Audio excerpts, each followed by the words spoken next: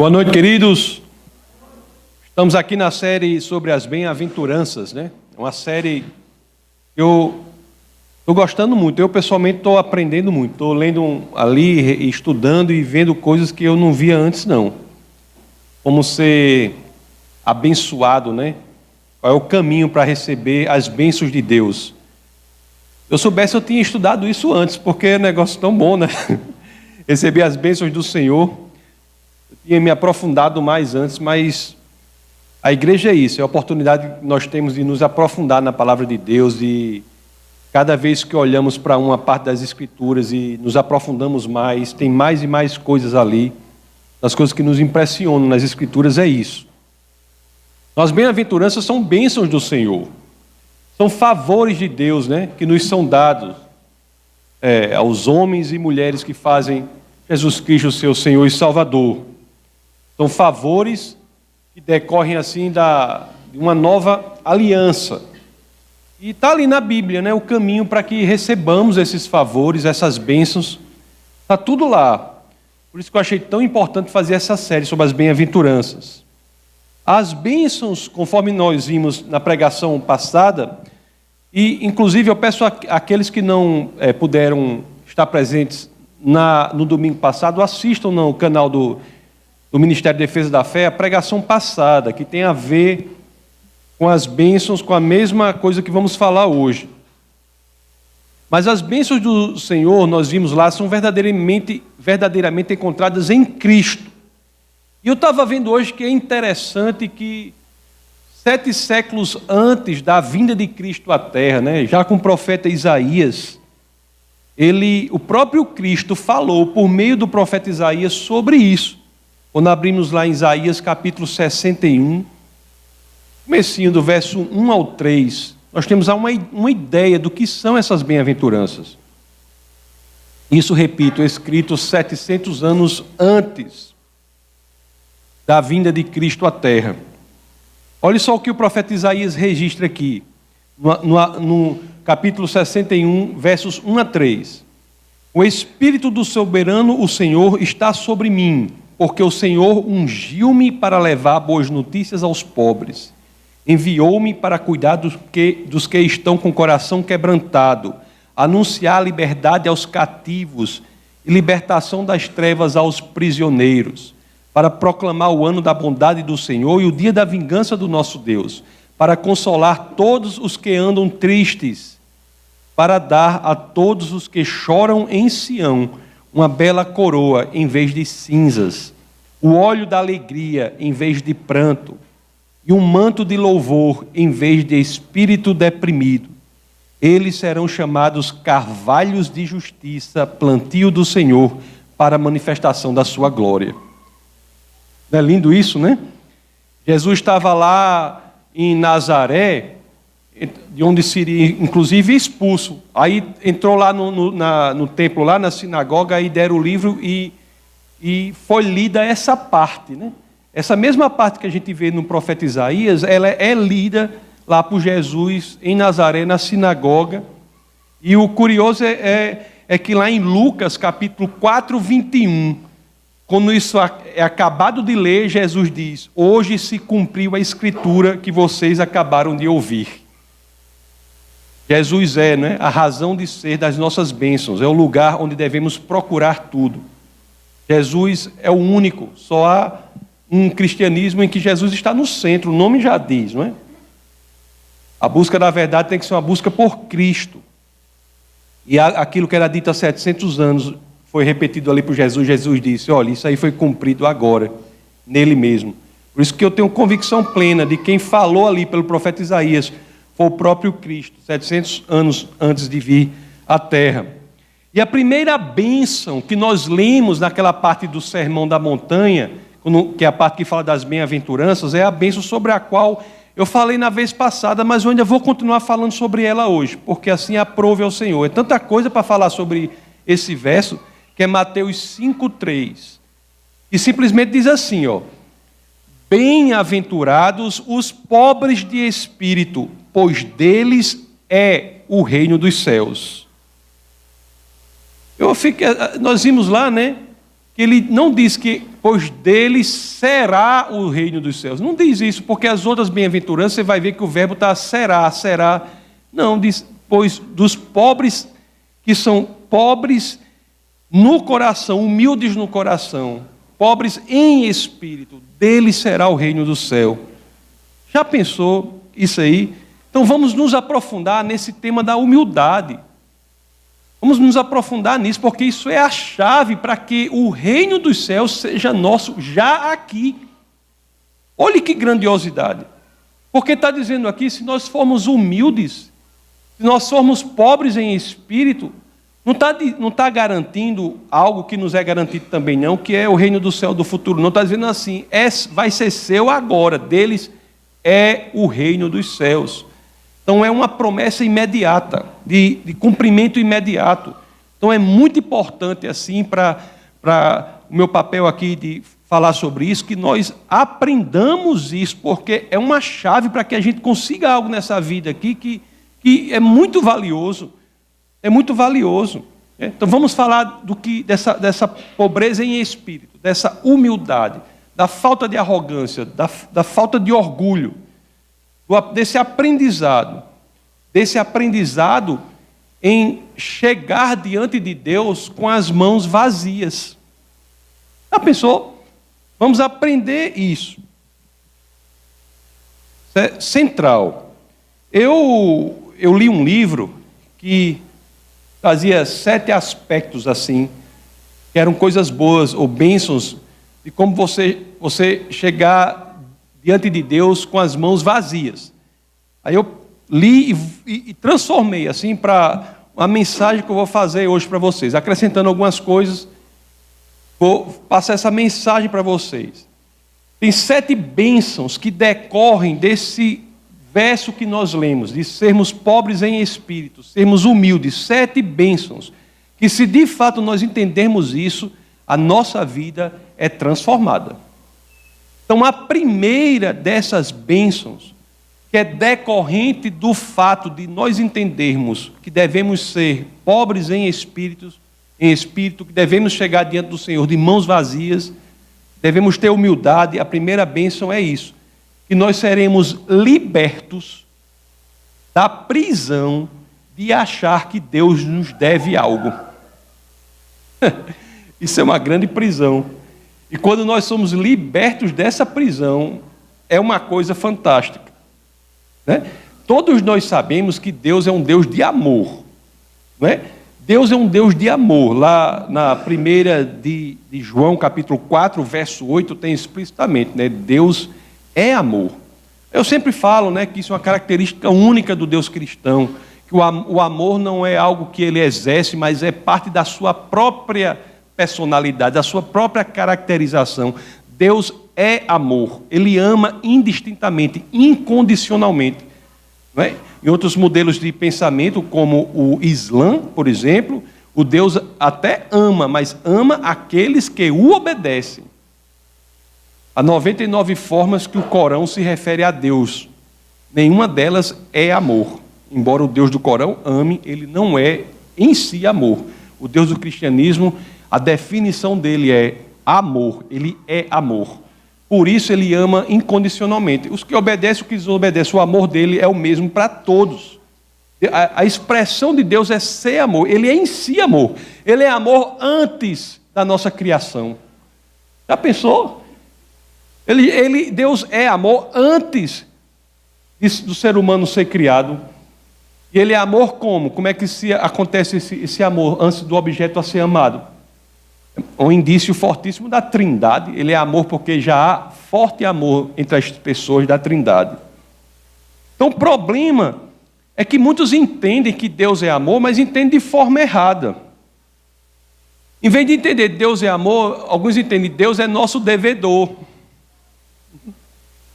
Eu acho até que tem gente que dá a Deus uma tábua com os 10 mandamentos para Deus cumprir. Toma aí, Deus. Os 10 mandamentos para você cumprir, Deus, né? Essa postura, meus queridos, que achar que Deus nos deve algo é um aprisionamento. Nós temos que entender quem Deus é. Essa é a razão de ser de toda pregação. Você tem que entender quem Deus é. Lá em Êxodo, capítulo 3, verso 14, Deus diz quem Ele é. Moisés diz assim, e aí, como é que eu vou dizer que o Senhor é o quê? Aí ele diz o quê? Diga a eles que eu sou o que sou. Não é? O problema é que nós temos que saber que Deus é quem Ele é. E Ele optou livremente por se revelar para nós. Nós podemos entender quem Ele é. Não é? Lá em Deuteronômio 29, 29, que muita gente usa isso só a primeira parte, o pessoal só usa a primeira parte, Deuteronômio 29, 29, que diz que você não pode explicar a Deus, uma coisa assim, eles usam a primeira parte, mas a segunda parte do Deuteronômio 29, 29 está dizendo que Ele se revelou. No que é revelado, nós podemos entender a Deus. Então nós temos que entender ao Senhor, entender o Senhor. Porque, sabe por quê, meus queridos? Isso é uma coisa que eu vejo muito. É assim, eu tenho que vacinar vocês e vacinar a mim mesmo também, né? A palavra serve para todo mundo. Que é o seguinte, quando nós queremos que Deus seja outra coisa que Ele não é, o que é que ocorre? Que a gente vê? A gente vê tanta gente. São pessoas o quê? Pessoas que ficam frustradas, né? As suas expectativas daquele Deus que não é o Deus não são atendidas e elas se frustram, esfriam na fé, entram numa apostasia e isso faz mal para as pessoas. Isso machuca demais o coração.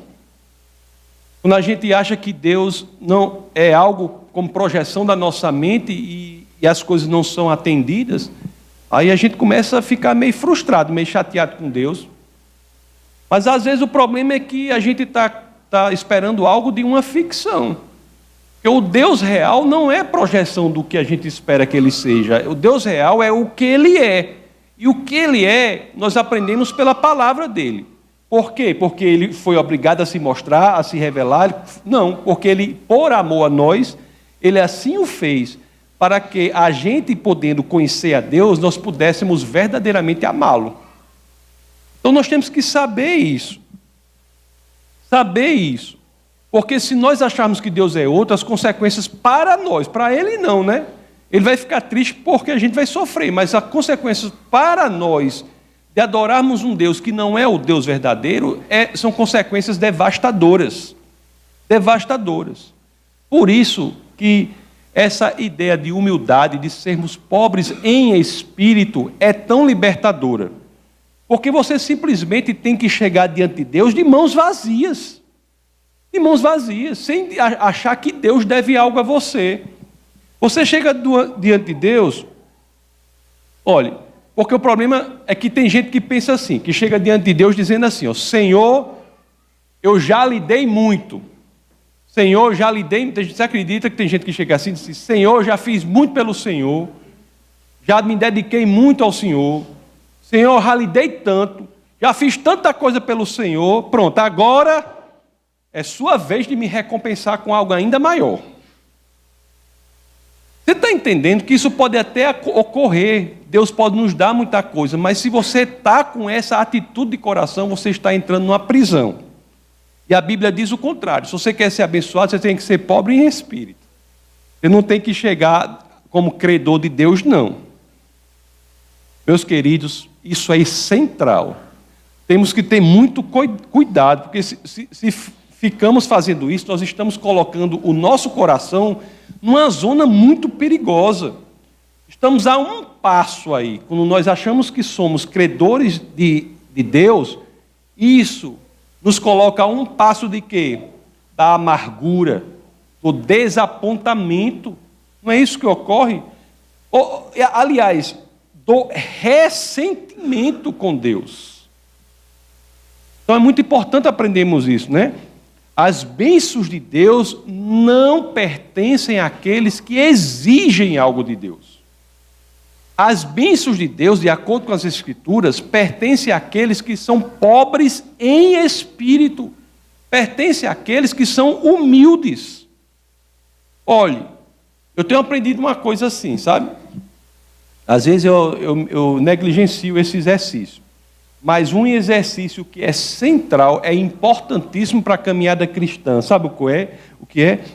Se você conseguir todo dia rememorar, trazer de volta a sua mente, a sua memória, buscar para o presente, a partir do passado, trazer à memória as bênçãos que Deus tem feito por você e por sua família, a sua qualidade de vida espiritual será muito melhor.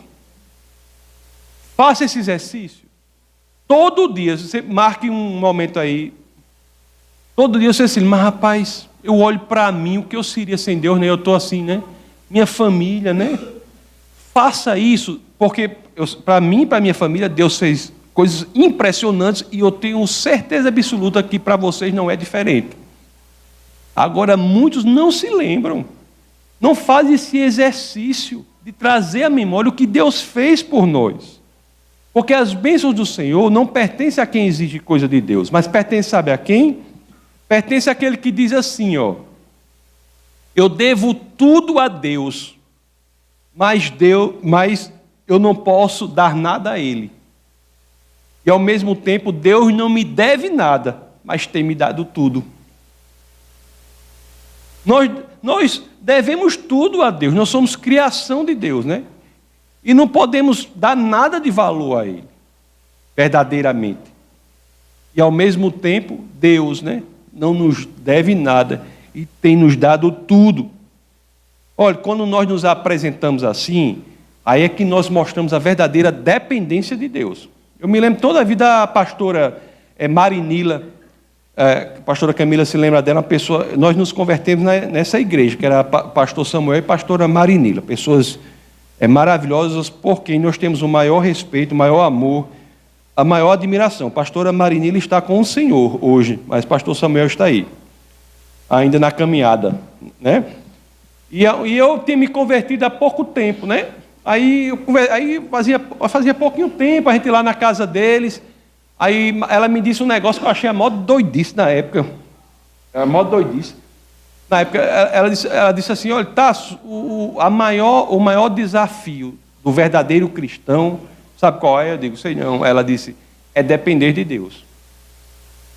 Eu achei assim um negócio tão superficial, assim, na época, sabe? Eu achei assim um negócio tão, assim... É como se você dissesse, não, sabe o que é? É como comer batata frita. É uma coisa assim, bem superficial. Ela estava dando pérolas aos poucos, né? Eu achei um negócio tão superficial, mas, meu amigo, realmente, a chave é a dependência completa de Deus. Você entender que você nem respira sem o Senhor. Quando o nosso coração, é o que dizem as Escrituras, né? Quando o nosso coração é de agradecimento pelo que Ele tem nos dado, aí sim está aberto o caminho para as bênçãos do Senhor.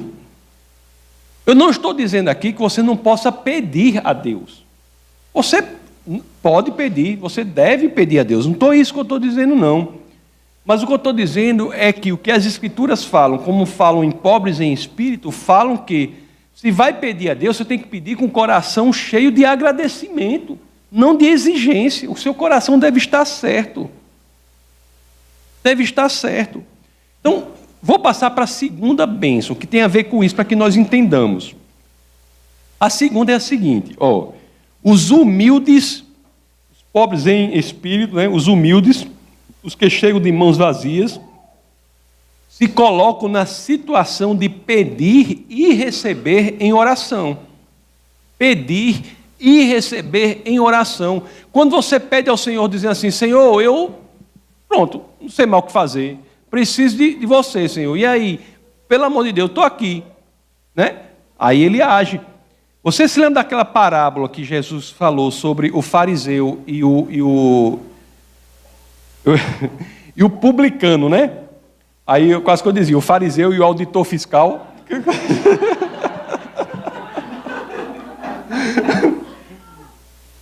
E atingiu um bocado de gente. Ele era assim, o publicano era o coletor de impostos, né? Da época, né? O coletor de impostos, quase que... você é auditor fiscal, não tem problema, viu? É porque os publicanos, eles faziam lá para o Império Romano, né? E alguns eram corruptos, era um problema os publicanos. Né? Mas, lá em Lucas 18, capítulo 18, verso 10, conta essa parábola. Aí nós vamos ver a diferença do tipo de oração que é feita pelo fariseu e a que é feita pelo coletor de impostos, pelo publicano. Vamos ver a diferença da oração dos dois. Está lá em Lucas 18, 10. As Escrituras dizem assim, capítulo 18 de São Lucas, verso 10. 2 homens subiram ao templo para orar. Um era fariseu e o outro publicano. Os fariseus, vocês sabem, né? Era um grupo de judeus que esse grupo se vangloriava de cumprir a lei, de ser muito atento à lei. E os publicanos, conforme eu falei, eram aqueles coletores de impostos lá para as províncias de Roma. Era um povo que era detestado, era um grupo que era detestado pelo povo, os publicanos.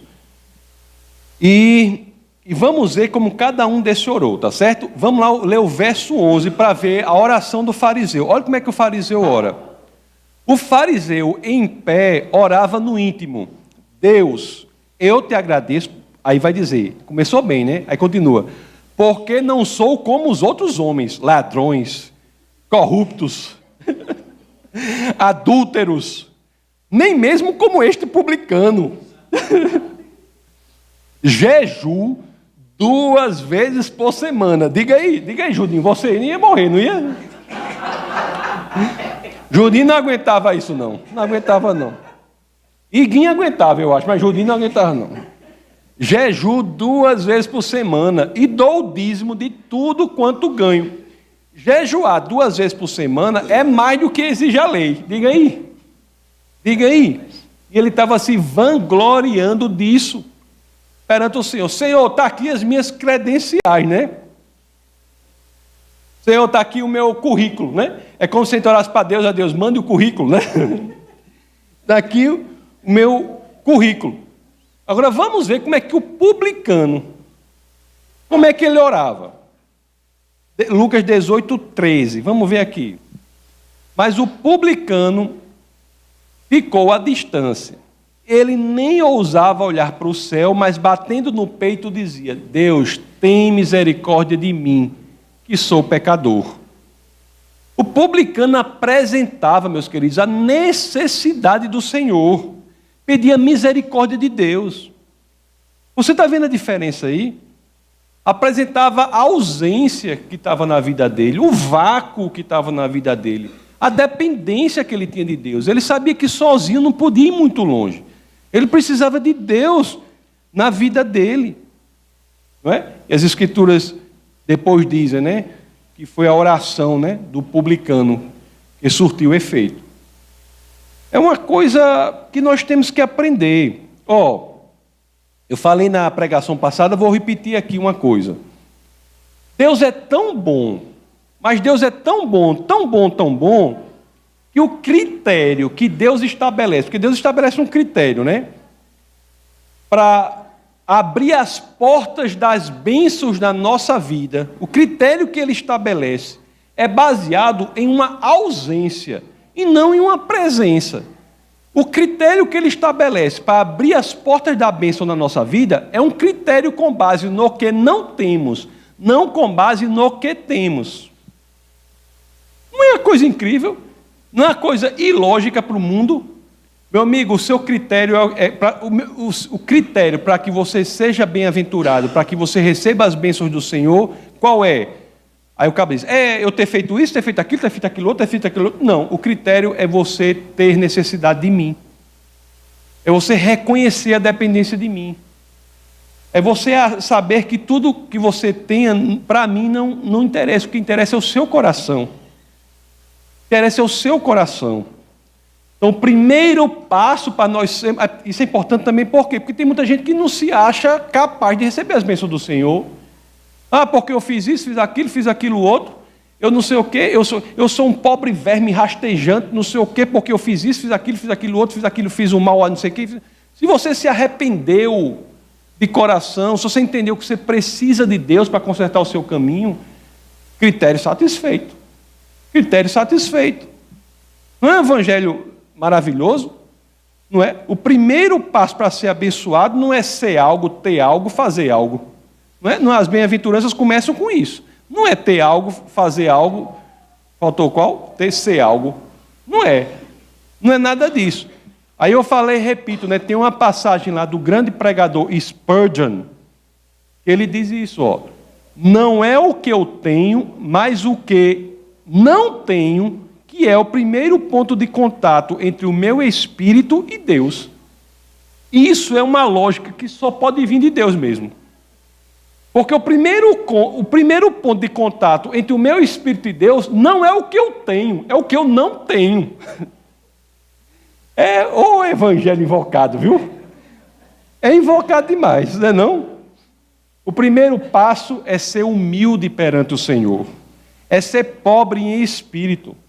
É apresentar-se diante de Deus de mãos vazias. É o primeiro passo para ser abençoado. Não é? Primeiro passo.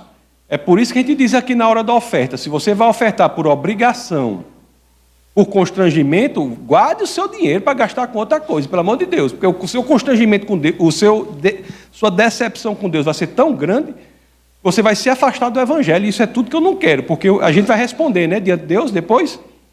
Você vai ofertar aqui direito, eu tenho que ofertar, porque se eu ofertar vai acontecer isso, vai acontecer aquilo outro, vai acontecer não sei o quê. Se o seu coração é esse, guarde o seu dinheiro. Eu não quero fazer parte dessa marmota. Não é verdade? Agora, né, é por isso que a gente diz, você tem que ofertar com alegria. Ofertar com alegria é o quê? Saber que o seu coração dizer, eu estou dando ao Senhor e Ele me abençoa por quê? Porque eu estou dependente dEle. É humildade perante a Deus. Vamos ver a terceira bênção aqui. Olhe só como ser humilde e pobre em espírito é legal. Vale a pena. Terceira bênção aqui. A postura de mãos vazias fará com que suportemos as aflições. A questão importante para ser respondida por muitos cristãos é a seguinte: o que eu vou fazer, ou como eu devo me preparar para quando as perseguições vierem? Não é? Porque às vezes vem, às vezes até perseguições. Por exemplo, quando nós nos convertemos, todo o nosso ciclo de amizade foi embora. Eu não sei se aconteceu com a gente, aconteceu.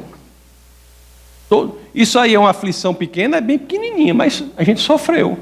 É quase nada, né? Pior é em outros lugares. Eu fico até constrangido de falar isso, né? Mas tem lugares que a posse da Bíblia é punida com a morte, né? Mas foi uma coisa que aconteceu. Aí vem as perseguições, vem as aflições, vem as dificuldades, e como nos preparar diante delas? Como nos preparar para a batalha? Aí a resposta da Bíblia qual é? Seja humilde. Já pensou? A lógica de Deus é uma lógica do Senhor. Seja humilde perante o Senhor. Não é uma lógica esquisita, né? Mas é o que está aqui, né? Olhe só as promessas para o humilde, lá na primeira carta de Pedro, capítulo 5, versos 6 a 7. 1 de Pedro 5, 6 a 7. Olhe só. 1 de Pedro 5, 6 a 7. Portanto, humilhem-se debaixo da poderosa mão de Deus, para que Ele os exalte no tempo devido. Lancem sobre Ele toda a sua ansiedade, porque Ele tem cuidado de vocês. Meus queridos, isso aí, pensa numa bênção boa essa daí, né? Se a gente... A ansiedade leva à depressão, não é isso? É um dos problemas centrais da nossa era presente, do nosso século. Tantas pessoas com depressão, problemas sérios de ansiedade. Não é curioso, não sei se vocês acham assim, mas eu acho, não é curioso que tenha assim, humildade aqui como um antecessor a você dar ansiedade para Cristo, assim, humildade e ansiedade estão em versos subsequentes. Não é curioso? Não é curioso isso? Porque quando nosso coração diz assim, né? Nosso coração sinceramente diz assim, né? Senhor, preciso desesperadamente de você. Senhor, sozinho eu não consigo. Quando o nosso coração começa a dizer essas coisas, né? É que nós estamos nos colocando na posição de receber as bênçãos do Senhor. Nós estamos dizendo assim, Senhor, eu sozinho eu não posso resolver isso não. Sozinho eu não consigo resolver isso não. Aí você, quando está nesse estado de coração, aí é que verdadeiramente você é capaz de lançar sobre Cristo todas as suas ansiedades. Cristianismo é rendição. Você se rende. Pronto, estou rendido, Deus, toma a frente aí. Porque tem muito cristão que é assim, né? Eu já falei aqui várias vezes, diz assim, eu sou cristão, Jesus é meu copiloto. Eu já falei várias vezes aqui, Jesus é meu copiloto, eu sou cristão. Isso aí é uma frase que é anticristã. Anticristã, porque o cristão diz assim, eu sou cristão, Jesus é o piloto. Jesus está na dianteira, Jesus que direciona. A verdade é dura assim, nesse sentido, ó, porque a verdade diz assim que os arrogantes, os orgulhosos de coração, a Bíblia diz, não encontrarão lugar perto de Deus. Os orgulhosos, os arrogantes, não encontrarão lugar perto de Deus. Lá em Provérbios 16, 5, Provérbios 16, verso 5, as Escrituras dizem, o Senhor detesta os orgulhosos de coração, sem dúvida serão punidos. Provérbios 3,34, ele zomba dos zombadores, mas concede graça aos humildes. Vamos ver a quarta bênção aqui. A postura de mãos vazias, ela alimenta o nosso amor pelos outros. Não é interessante isso? A postura de mão vazia, ela faz com que a gente tenha a possibilidade de fazer com que o nosso amor pelos outros cresça. Você ser humilde de coração, cresça. A expressão máxima de amor que nós conhecemos no Evangelho, qual é? Não foi Cristo ter vindo à terra para nos resgatar? Não é essa a expressão máxima? E olhe só o que diz lá na carta aos Filipenses 2:8. Carta aos Filipenses 2:8. Tem uma história que eu não sei se, não está na Bíblia, eu não sei se é verdade. Diz que a mãe de Paulo via Paulo escrevendo essas cartas aos Filipenses, aí escrevia carta a um povo, outra dizia, meu filho, depois que você acabar isso aí, escreva uma carta para uma menina.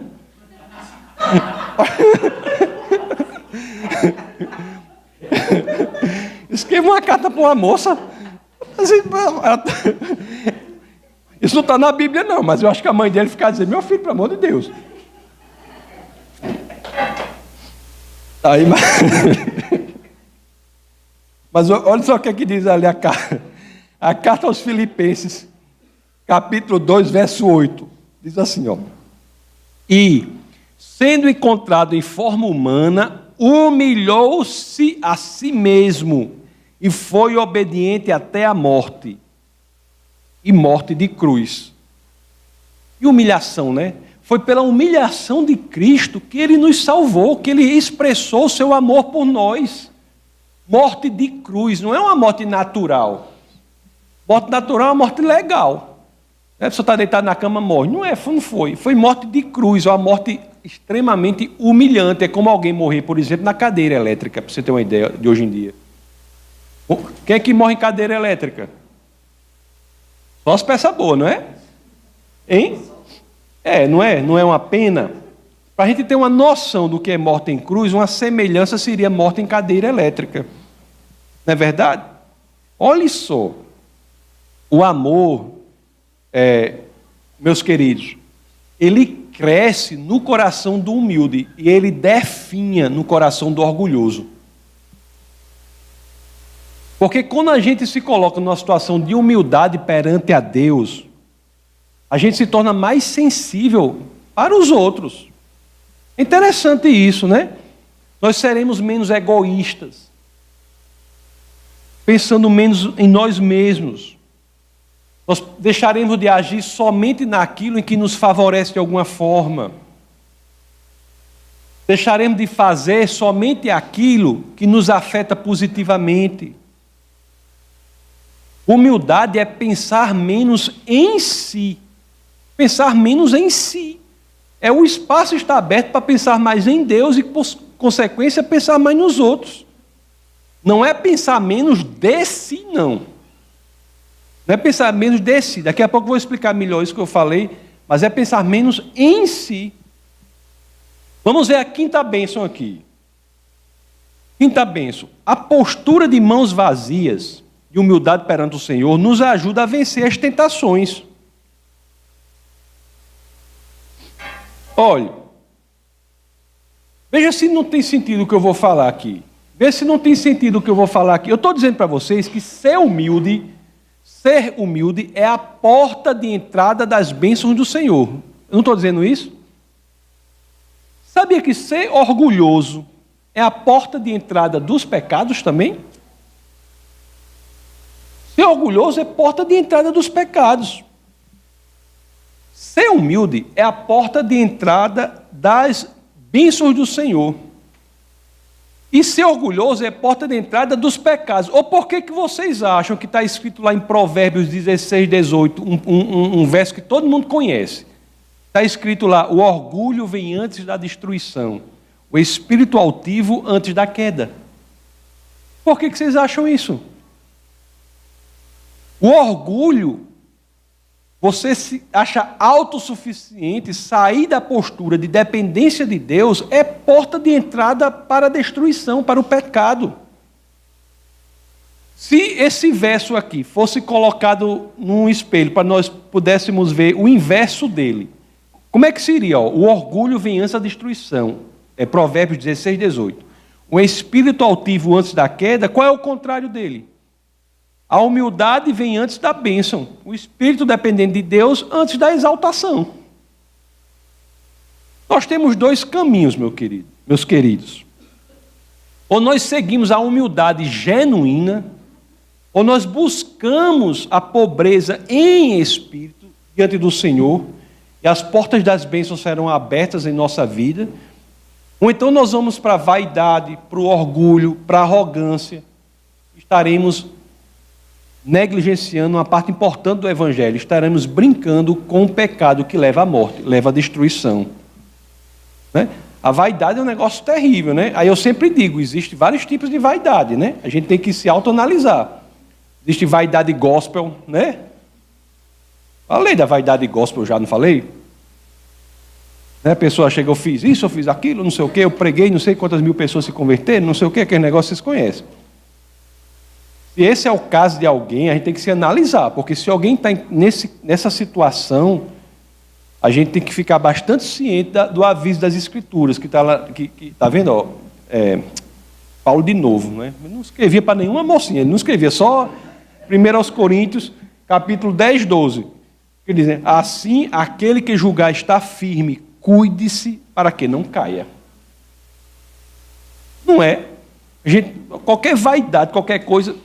E esse negócio é complicado, porque você procura uma postura de dependência de Deus. Aí as bênçãos começam a chegar na sua vida. É bênção. Meu amigo, se você não tiver cuidado, não tiver exposto à Escritura, você vai achar que isso está chegando por alguma qualidade sua. É automático. Pense no negócio que é automático. Você vai, o Senhor vai, você pensa que alguma qualidade sua. Por que muita gente só procura o Senhor quando precisa de coisa? Aí vai, o negócio dá certo e pronto. Agora sou eu. Jesus. Agora sou eu. Aí o carro começa não é? Cuidado, porque tem que ter cuidado com isso. Que as bênçãos, você procura uma postura de genuína pobreza em espírito, dependência do Senhor, aí começa a chegar bênção sobre bênção, aí você, esse negócio, eu só posso ser o bambambam, porque não é possível. Não é? Aí você tem que estar se analisando, para entender que tudo provém de Deus. Tudo vem dele, não é você, é ele. Que você diminua e ele cresça. É importante. Sexta bênção, que provém dessa humildade, pobreza em espírito, de chegar diante de Deus com as mãos vazias. A postura das mãos vazias o libertará da tirania do eu. Do eu. O eu é o. é um tirano. É um tirano. Você pensa no problema. Toquei um pouco nesse ponto no domingo passado, mas vou repetir aqui mais aprofundadamente. Toquei e vou repetir que isso é muito importante para a igreja. Porque muita gente conhece essa tirania do eu. Do eu é ficar ruim, é cacófono, né? Do eu. Está doendo, não fica ruim isso aí. A tirania do eu. Vou usar um recurso aqui. A tirania do eu, né? Para separar, né? Então, muita gente conhece aí pelo quê? Pela tirania do amor próprio. Tirania do amor próprio. Muita gente conhece esse aspecto aí, né? Você fica amando-se a si mesmo, né? Amando-se a si mesmo. O eu se torna o seu ídolo. Mas existe outra tirania também do eu. Qual é a outra tirania que existe? Qual é a outra tirania que existe? Não é aquele que se elogia a si próprio, não, mas é aquele que tem uma autorrepugnância.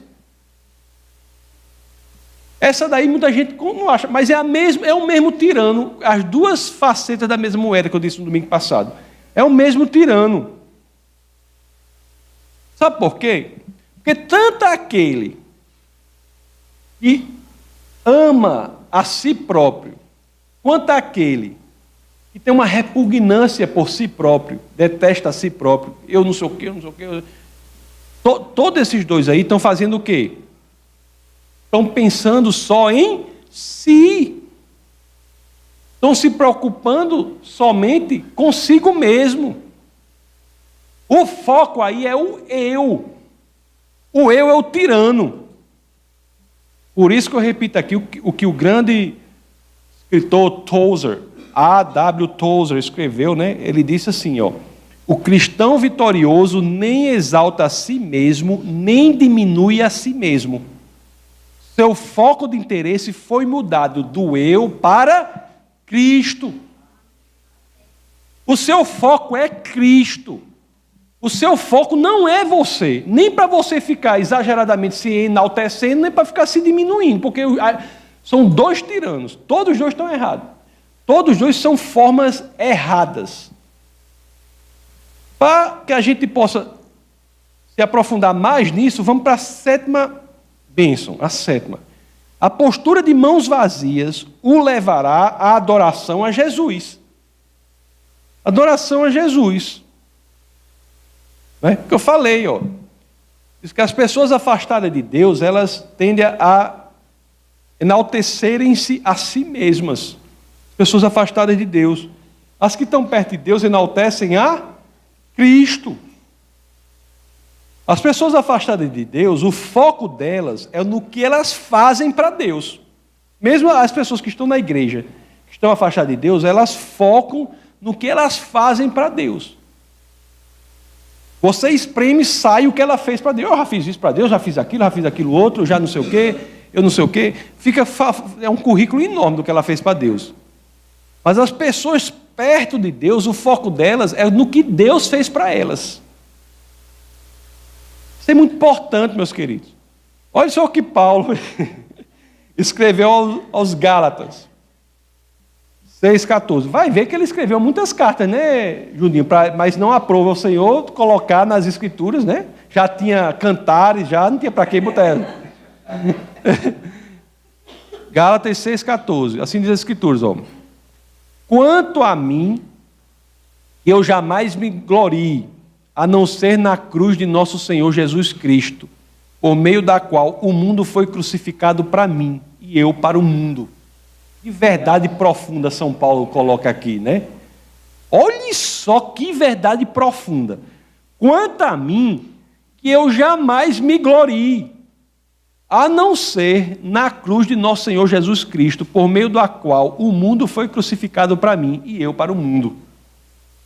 Tem gente que é ele mesmo. Tem um amigo meu, não vou dizer o nome, claro, certo? Assim, eu vou dizer uma coisa que ele fez, mas não vou dizer o nome. Um amigo que eu tenho, porque ele fez um concurso. Aí ele ficou em primeiro lugar no concurso. Aí ele ligou para mim. Aí fez, tá, Suzana, diga aí, meu Deus, parabéns, eu estou absolutamente revoltado. Aí eu fiquei, ontem esse cara doidou, porque foi o primeiro lugar no concurso. Eu disse, revoltado por quê? Ele disse, não, eu passei, mas os corretores lá, a banca lá foi errada, porque a minha distância para o segundo lugar era para ter sido muito maior.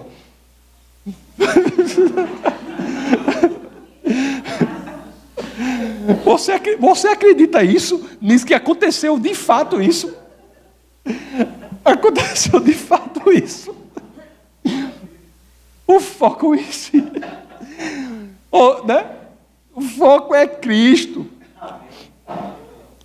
Olha, a chave nós vimos, a chave para isso aí, para as bênçãos, é que a gente tem que se apresentar diante do Senhor de mãos vazias, com humildade. Eu só queria falar um pouco assim, porque para não deixar em aberto, porque no próximo domingo eu já vou falar sobre a próxima bênção. Você pode me perguntar assim, é humildade, pastor, está certo, é ser pobre em espírito, entendi. Mas me diga uma coisa, como é que eu posso cultivar a humildade? Como é que eu posso cultivar a humildade? É uma coisa legal para a gente falar um pouco assim, né, rapidamente, para não ficar aberto. Porque a humildade não é a falsa humildade, né? Porque Deus sonda o coração. Não é a falsa humildade. Como é que você pode cultivar a genuína humildade? Sabe qual é o primeiro passo? Uma boa maneira de você fazer isso é você, com você mesmo, consigo mesmo. Você vai examinar-se diante da palavra de Deus. Você pensa um negócio que alimenta a nossa humildade? Você vai se examinar diante da palavra de Deus. Olha, existem algumas questões, são várias questões que são questões simples, que nós temos que estar o tempo todo nos fazendo quando estamos lendo as Escrituras. Né? São questões que a gente tem que fazer. Por exemplo, algumas delas assim, ó. Você pode ler, você está lendo assim, aí vem uma promessa de Deus. Né? Aí diz, há alguma promessa de Deus que eu deveria crer e não estou crendo? Você está lendo as Escrituras, você vê um pecado. Aí você diz, rapaz, há algum pecado que eu deveria evitar, mas não estou evitando? Vai se examinando, né? Você vê um exemplo a seguir nas Escrituras, Jesus, um exemplo. Aí você diz, existe algum exemplo a seguir nas Escrituras que eu não estou seguindo? Se a gente for sincero nessas questões, a gente vai poder destruir o nosso orgulho. Tem que ser sincero. A gente tem que... A palavra de Deus, eu já disse algumas vezes aqui, as Escrituras é como um prumo. Um prumo é um cordão, né? Um chumbo lá embaixo, não é isso? Tem ninguém que é pedreiro aqui, não? É um cordão assim com um chumbo. Um chumbo, né? Prumo, não é isso? Aí você coloca o prumo na parede, né? Aí aquilo ali traça uma linha perpendicular ao chão. Aquilo vai denunciar se a parede está torta, se não está, se está errada. Então, a palavra de Deus é um prumo. Ela é um espelho que denuncia aquilo que nós precisamos melhorar, que nós precisamos evoluir. A palavra de Deus mostra a nossa necessidade de Deus. E ter necessidade de Deus, reconhecer a necessidade de Deus, é verdadeiramente ser pobre em espírito. Agora eu vou dizer uma coisa para vocês, para o último tópico assim, que eu queria falar. Não podia deixar de falar isso aí. Ser pobre em espírito não é unicamente isso. Unicamente isso. Você se arrepender, não é unicamente isso. Você confessar os seus pecados, é também isso. Mas não é unicamente isso, achar a dependência do Senhor. Confessar os pecados. Por exemplo, Jesus era alguém que era pobre em espírito, mas ele nunca pecou. Então, o que também é ser pobre em espírito? Aí tem um cara chamado Andrew Murray. Ele escreveu algo incrível. Ele disse assim, ó, humildade é vestir-se com a beleza e as bênçãos dos céus e de Jesus. Tem tudo a ver com Mateus lá 5:3. Humildade é vestir-se com a beleza e as bênçãos dos céus e de Jesus. Ou seja, quando nós nos colocamos diante do Senhor, assim, de coração aberto, Quando dizemos assim, Senhor, haja, atue na minha vida, Pai.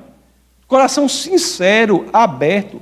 Quando dizemos assim, Senhor, me conserte. Eu, por mim mesmo, eu não consigo. Eu estou nessa situação, eu estou envolvido nesse pecado, eu estou envolvido nesse pensamento, eu estou envolvido naquilo, eu estou envolvido naquilo outro, eu não consigo, eu não tenho forças. Senhor, socorra-me. Quando nós nos colocamos assim, nós estamos abrindo as condições, né, para Jesus agir, mas também estamos o quê? Fazendo com que seja possível que a gente participe na vida de Jesus. É mais do que simplesmente um arrependimento. Olhe, porque Jesus era humilde. Então fazer isso não é apenas conseguir as bênçãos de Deus, mas é também, só em ser isso, é também estar mais perto de quem Jesus era. Você ser humilde é você imitar a Cristo. E nesse sentido é trazer para si a beleza dos céus e de Jesus para a sua vida. Olha, algumas palavras de Jesus, nosso Senhor e Salvador, só para rapidamente. João 5,30. Por mim mesmo nada posso fazer. João 6,38. Pois desci dos céus, não para fazer a minha vontade, mas para fazer a vontade daquele que me enviou. João 8,50. Não estou buscando glória para mim mesmo. Jesus era humilde. Ao sermos humildes, estamos o quê? Em busca de refletir a luz dele. Só isso aí, se eu não tivesse dito nada até agora, só dizer para vocês, sermos humildes em coração, é imitar a Cristo, já era argumento suficiente. Estaremos em busca de refletir a luz de Cristo, e como eu digo, não como o sol, que tem luz própria, mas como a lua, que reflete a luz do sol, que é Cristo. É chegada a hora, meus queridos. O momento é esse, a oportunidade é essa. Nós endireitarmos a nossa vida, nos expormos ao Evangelho, deixarmos que Ele atue na nossa vida. É chegada a hora de cultivarmos a humildade, a pobreza em espírito, para que possamos verdadeiramente experimentar as bênçãos do Senhor. Vamos orar. Essa foi uma produção do Ministério Internacional Defesa da Fé, um ministério comprometido em amar as pessoas, abraçar a verdade e glorificar a Deus. Para saber mais sobre o que fazemos, acesse defesadafé.org.